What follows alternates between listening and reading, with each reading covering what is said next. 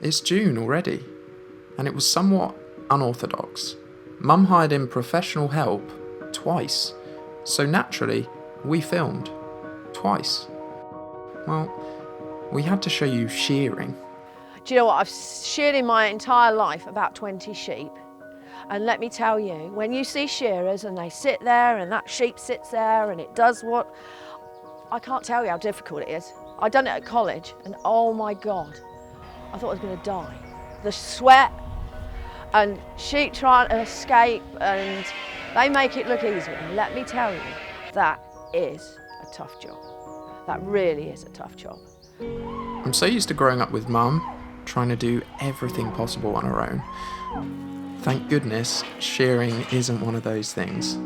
We needed the professionals. We've got the boys coming, Dan's coming and Stuart. They're going to come and do the shearing.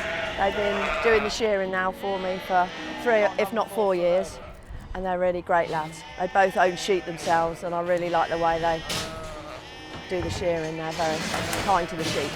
I don't want someone that's going to come here and go 90 miles an hour and think I'm going to be really pleased that they've done it in 2 hours. That doesn't interest me. I want them to treat the sheep nicely. I know they are a pain in the arse and they don't sit still and they wriggle, but I want someone that's going to come here, do the job, do it properly and not be too aggressive with them. There's a different son every year. Yeah, that's number 2 one. Well, how many? You got 2 sons, didn't you? Or 3? I have 2, yeah. 2. Yeah. That's it. Well, get going. We've got another one next year. He's standing here and he don't want lambs flying past him and knocking him over, getting in the way, basically. He just wants to go in, get his ewe, drag it out and do it. And then you don't want lambs leaping through because they just bash into you. They have no manners.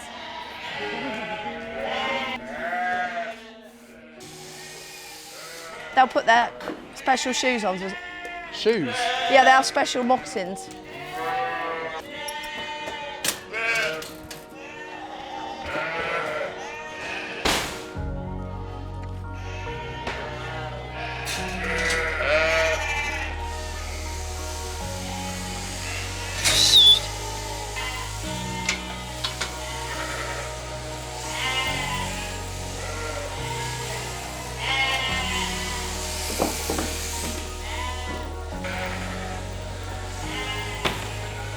You can't hear yourself. The noise under the shed where those boys are shearing is relentless. It drives you bonkers by the end of the day. You need a stiff drink.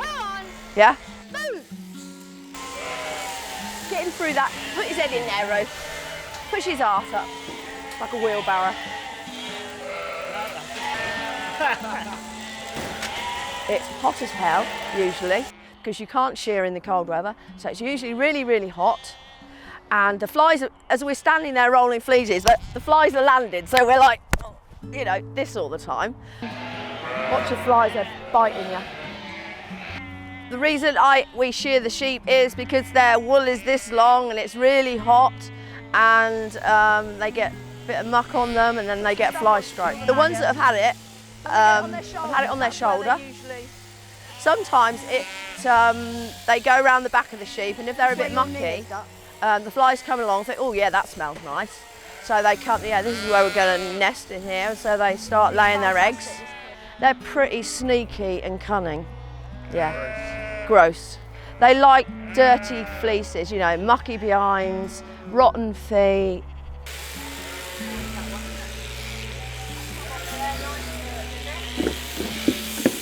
That's a good one, wasn't it? Yeah.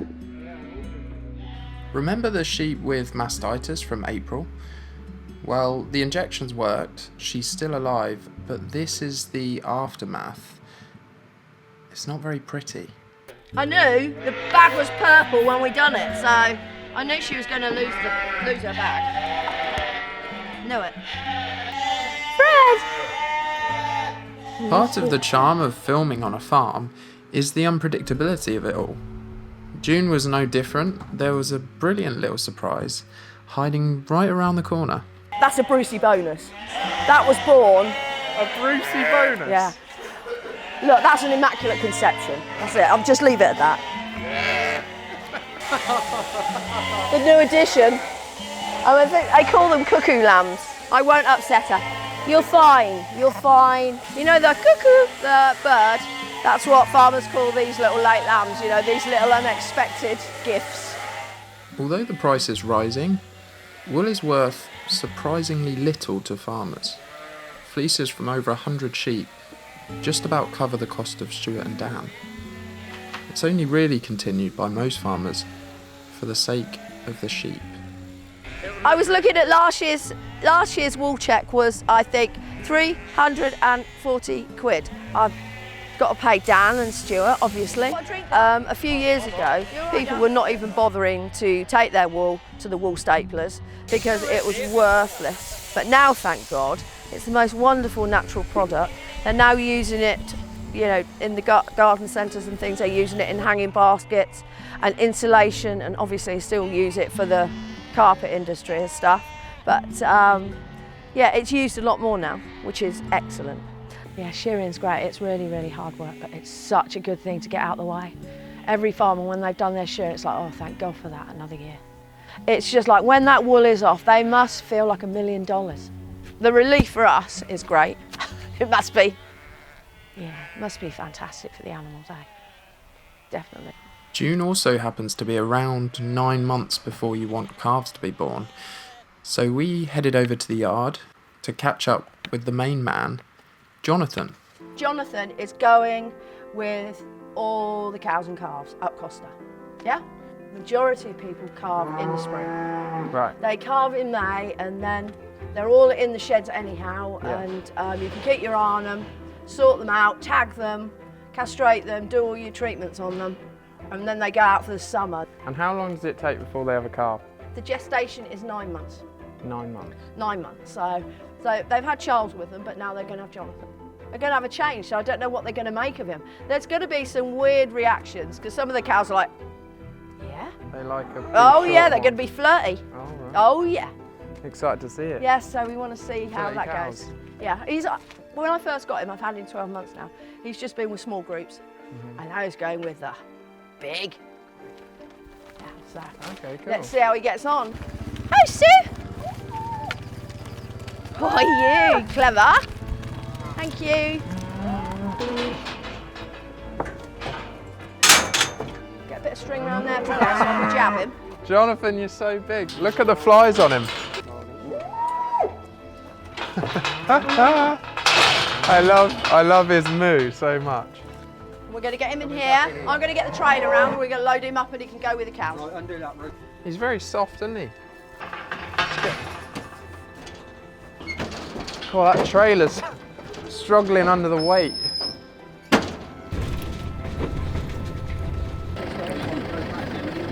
We'll get the other one and we'll Is that all right? So we'll do it now. Uh-oh.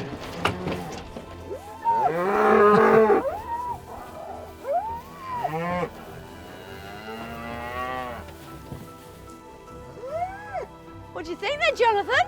Aren't they gorgeous? They're all bulling, so we're going to have some nice calves, hopefully. Oh, girls, new fella. Jonathan, meet Jonathan, girls. What do you reckon, Sandy? The other professional help we sought was in the form of really, really big and really, really cool machinery. We have someone in to do our mowing and to do our silage making. I don't have a baler. I don't really like sitting on tractors. I can think of nothing worse. I'd rather muck out a barn, to be quite honest with you. I can mow fields. I've got a mower that I can mow, but it's a drum mower and it's a sweet little darling and I use it all the time. But, you know, okay then, something that takes him 3 hours would take me 8, yeah? And I've never had a tractor with a radio, I think they call it, or air conditioning. No, I am in a tractor, which I absolutely love, but you know, my backside gets really, really stiff. But I do like going around, because when you're sitting there, you do a lot of thinking, but no, I let him do that. That's what he does. And I don't have to do anything. I just have to find the money to pay him. June is really not a cheap month, and if you thought your dog or your cat was expensive, then think about feeding a cow. Cattle are the most expensive things to keep. They just eat me out of house and home. So that's what summer becomes, an exercise in harvesting everything available in preparation for another winter. So we have made some silage, and I have got a contractor in the village that I've known since I was a little girl. I just say, Mick, can you come? And he is an absolute angel. So he comes. He's got a mower that cuts from here to that wall, and it's a mower conditioner, so it not only cuts it, it bruises it as well. So that will make quicker because it's been bruised, the grass. We'll go up and see the grass up in the field, and then we'll leave it to cook on the top, and you'll see when you go up there, it's really cooked on the top, and the smell is just beautiful. And what he'll do then, he's going to come up later, he's going to flick it into rows, and he's got one of these massive blooming gret things.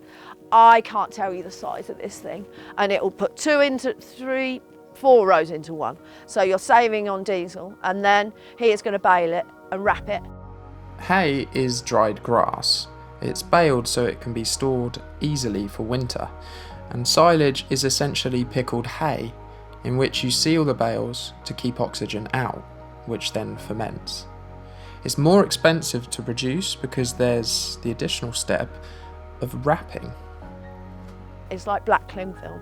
It's really fascinating, it's fantastic. I see it now and I think it's amazing how those things work. And they scoop them up and they're, whizzing around, then they chuck them down. And now the ironic thing is, it's all perfectly beautiful, lovely, and then I come along and I make a hole in them. Yeah? Which is pretty rubbish. So I've got all my trailers and I've carpeted, I keep all the carpets so they're all nicely carpeted, and then I have to make a hole in them. Get them on the trailer, and then I have to try and get in the same holes. I don't usually make that, but go in and then I put them on the heap. But that's how I do it. I will one day, perhaps I'll put it on my Christmas list, you boys can all get me one. I'll have one of those squeezers, bale squeezers, but at the minute I've got my double spikes, and so that's how I do it. All these farmers are going, oh. Make hay when the sun shines. They say the best fodder is made in June, as that's when the grass is at its most nutritious. But you need around 5 consecutive dry days, and we live in England. When it's like this, on a day like this, and we've got a nice forecast, it's beautiful. It's not always beautiful. Thankfully though, this June was perfect.